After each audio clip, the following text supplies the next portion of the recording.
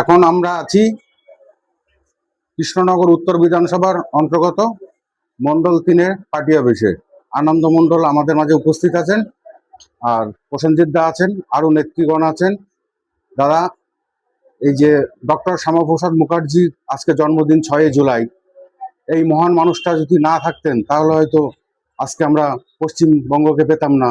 তাই মহান মানুষটার উদ্দেশ্যে দাদা কয়েকটা কথা যদি বলেন।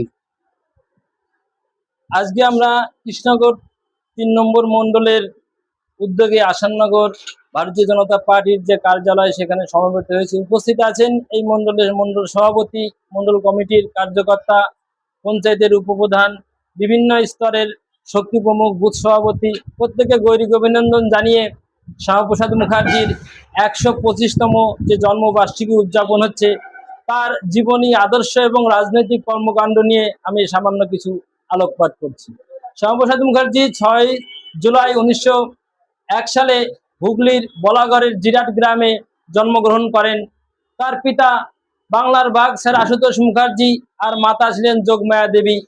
তিনি কলকাতা বিশ্ববিদ্যালয়ে যখন পড়াশুনো করতে আসেন, মাত্র 22 বছর বয়সেই সেখানকার সেনেট নিযুক্ত হন এবং তার পিতার মৃত্যুর পর 1934 সালে সর্বকনিষ্ঠ ভাইস চ্যান্সেলর রূপে তিনি দায়িত্বভার অর্পণ করেন। সেটা 1938 সাল পর্যন্ত সেই দায়িত্ব তিনি পালন করেছিলেন।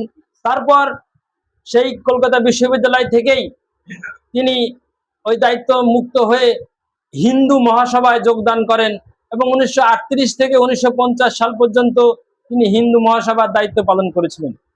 এই সময় তিনি কলকাতা বিশ্ববিদ্যালয়ের প্রতিনিধি হিসাবে লেজিসলেটিভ অ্যাসেম্বলিতে মনোনীত হন এবং যখন এই বাংলা থেকে ফরওয়ার্ড ব্লক তারা ক্ষমতাচ্যুত হয়ে যায়, কংগ্রেস ক্ষমতাচ্যুত হয়ে যায়, তখন মুসলিম লীগ, সোহরাওয়ার্দী এবং একে ফজলুল হকের কৃষক প্রজা বাঁচাও পার্টি, এরা এই অবিভক্ত বাংলার ক্ষমতায় ছিলেন। তখন এই অবিভক্ত বাংলার যিনি মুখ্যমন্ত্রী হতো তাকে বলা হতো প্রধানমন্ত্রী।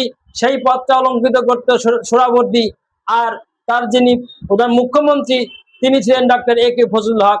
তো 43 সালে যখন এরকম একটা রাজনৈতিক অচল অবস্থা হয় এবং মুসলিম লীগ কংগ্রেসের তোষণ নীতির ফলে তারা এই বাংলায় অরাজকতা সৃষ্টি করেন, তখন তার থেকে মুক্তি পাওয়ার জন্য যোগেন্দ্রনাথ মণ্ডল এবং শ্যামাপ্রসাদ মুখার্জি এরা নির্ণয় করলেন যে আমরা এই একে ফজলুল হকের সঙ্গে সরকার গঠন করব। তিনি সরকার গঠন করেন, সেখানে মন্ত্রিত্ব নেন এবং কিছুদিন বাংলায় শান্তি বিরাজ করে। তারপর যখন 1946 সাল আসে, তখন দেখা যায় যে পুনা চুক্তি অনুযায়ী মুসলিম লীগ তারা আলাদা রাষ্ট্রের দাবি জানায় এবং কংগ্রেস সেই দাবিকে মান্যতা দেয়। তখন শ্যামাপ্রসাদ মুখার্জি বলেছিলেন